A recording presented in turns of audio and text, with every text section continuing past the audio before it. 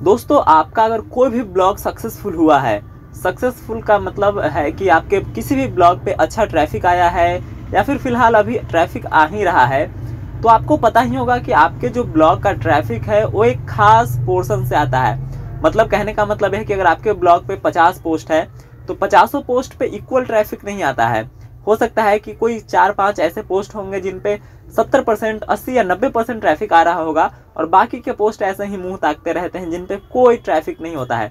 तो ऐसे में आज की इस वीडियो में मैं यही बात करने वाला हूं कि कैसे आप अपने सभी पोस्ट्स पे ट्रैफिक लेके आए। मतलब आप जो भी नया पोस्ट डालें उस पर बहुत ट्रैफिक आएगा, मतलब उतना ही ट्रैफिक सारे पोस्ट पे आएगा। और इस पर मैं अपने ही एक साइट का केस स्टडी आपको दिखाऊंगा, आपको बताऊंगा कि कैसे हम लोग जब भी पोस्ट करते हैं तो उस पर एक इक्वल अमाउंट ऑफ ट्रैफिक सारे पोस्ट पे आता ही आता है। तो चलिए वीडियो को स्टार्ट करते हैं और जानते हैं कि सारे पोस्ट पे ट्रैफिक लेके आने के लिए आपको क्या करना चाहिए और कैसे आपको अपने ट्रैफिक को मेंटेन करके रखना है।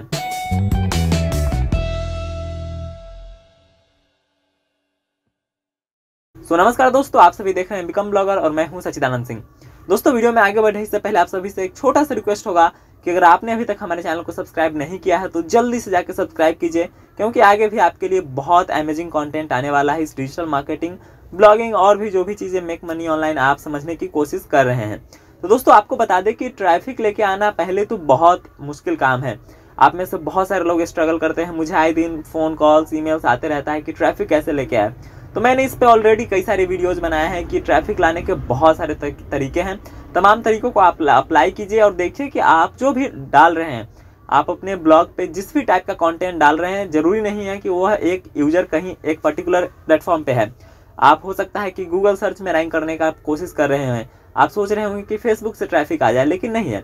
इसके अलावा भी बहुत सारा कंटेंट अलग अलग प्लेटफॉर्म्स पे जाना चाहिए, क्योंकि आपको ये फाइंड आउट करना होगा कि आपका जो है ऑडियंस कहाँ है।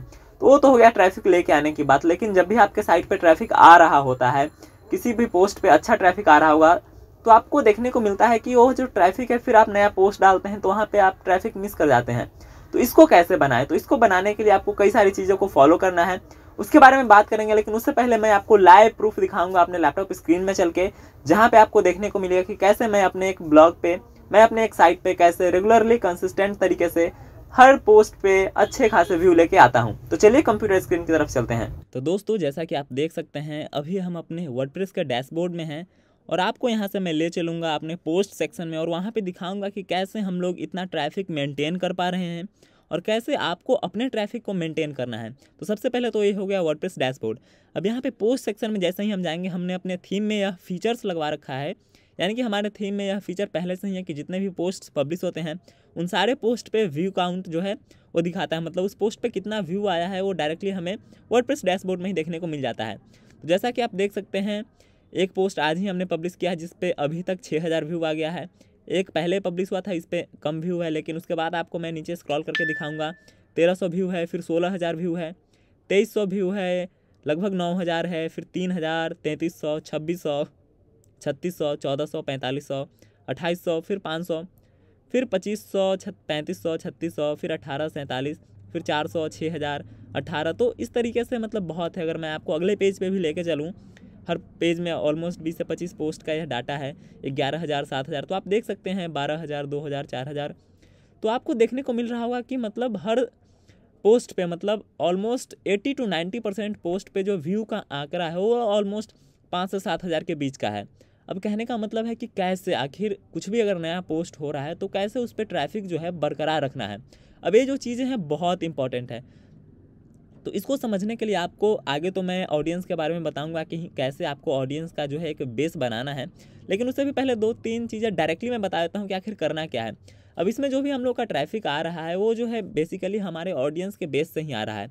जैसे कि हमारे पास सब्सक्राइबर्स है, अब सब्सक्राइबर्स हमारे डायरेक्ट वेबसाइट के ही हैं, जो कि पुश नोटिफिकेशन के जरिए उनको एक मैसेज आता है और वो फिर डायरेक्टली पढ़ते हैं। हमारे कई एक व्हाट्सएप ग्रुप्स है जिसमें कंटेंट शेयर होता है, वहाँ से ट्रैफिक आता है।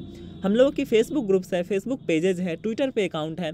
तो हम सारे प्लेटफॉर्म्स पे एक्सपैंडेड है, मतलब हमने अपने ब्रांड के लिए काफ़ी अच्छे तरीके से ब्रांडिंग कर रखी है। हम सारे सोशल मीडिया पे एग्जिस्ट करते हैं और जहाँ भी हमारे फैंस हैं हम लोग चाहते हैं कि हम वहाँ पे एग्जिस्ट करें।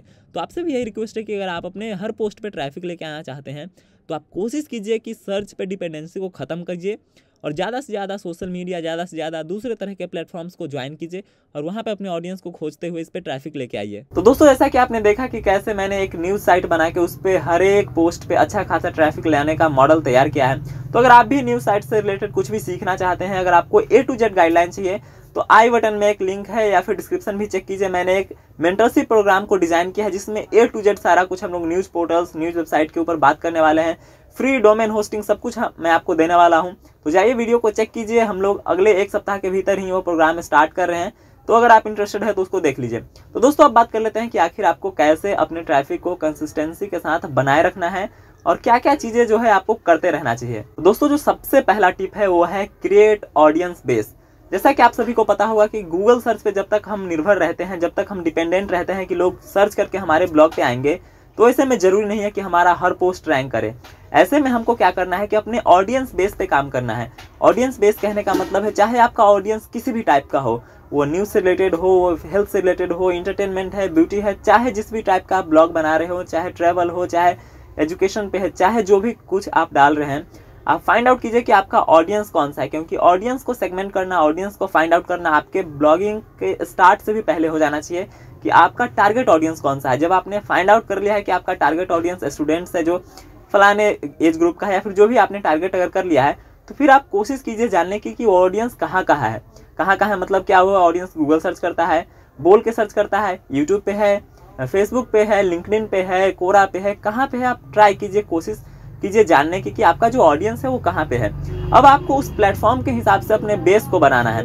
बेस कहने का मतलब है कि अगर आपके सब्सक्राइबर, आपके जो यूजर्स हैं वो यूट्यूब पे है, तो आपको अपने चैनल बनाना है जहाँ पे आपको सब्सक्राइबर्स गेन करने हैं सेम उसी टाइप के ऑडियंस का। अगर आपका जो ऑडियंस है वो कोरा पे है, तो आपको कोरा पे अपने कोई स्पेस बनाना है या फिर अपने प्रोफाइल पे उस तरह की फॉलोइंग लेके आनी है।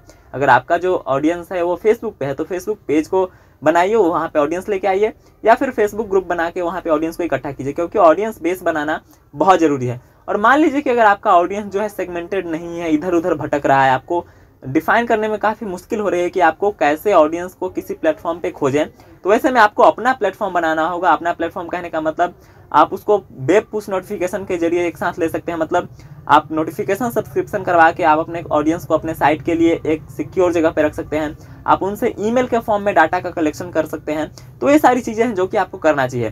तो सबसे पहला जो स्टेप है वो है कि ऑडियंस को समझना और ऑडियंस को एक साथ इकट्ठा करना। ये सबसे मेजर काम है जो कि आपको करना चाहिए। जब आप जान लेते हैं कि आपका ऑडियंस कहाँ पे है, आपने सब कुछ सेगमेंट कर लिया, तो आपके लिए काम जो है बहुत ईजी हो जाता है, क्योंकि आप अपने कंटेंट को वहाँ पे पुश कर सकते हैं। पुश करने का इसलिए मैं कह रहा हूँ क्योंकि आज के टाइम पे ऑडियंस का रिटेंशन बहुत कम हो गया है। आप देखेंगे कि यूट्यूब पे भी या फिर अलग अलग प्लेटफॉर्म पे बहुत छोटी छोटी चीज़ों में लोग रुक नहीं पाते हैं। मतलब 5 सेकंड 10 सेकंड ऐसा ऑडियंस रिटेंशन टाइम रह गया है। इतना लंबा मैं वीडियो कर रहा हूँ तो बहुत कम ही लोग होंगे जो अभी तक पार्ट को कंटिन्यू करके देख रहे होंगे। ऐसे में ज़रूरी है कि आप अपने ऑडियंस को पुश करें, आप अपने ऑडियंस के पास अपना कंटेंट एकदम दबा के भेजें, ताकि उसके ऊपर प्रेशर जाए कि वो उसको पढ़ना ही है, और ऐसा इंगेजिंग बनाइए कि उसको पढ़ने के लिए मजबूर होना पड़े। तो कंटेंट पे तो काम करना ही है। अब कंटेंट पे काम करते करते कई सारी चीज़ें हैं जो आपको फॉलो करना चाहिए। सबसे पहला है कि आपको डे 1 से अपने ब्रांड को ट्रस्टवर्दी बनाना है। ट्रस्टवर्दी कहने का मतलब है कि अगर कोई फैक्ट्स खोजना है किसी को, तो हो सकता है कि वो गूगल में डायरेक्टली सर्च करता हो कि फलाना चीज़, लेकिन अगर आपने अपने ब्रांड को ट्रस्टवर्दी बना लिया है तो लोग डायरेक्टली आपके साइट का नाम गूगल में सर्च करके आएंगे, यूट्यूब पे डायरेक्टली आपका नाम सर्च करके आएंगे। तो अपने ब्रांड का ट्रस्ट जो है वो बिल्डअप कीजिए, ताकि आप कहीं भी डायरेक्ट ट्रैफिक लेने से रुके ना।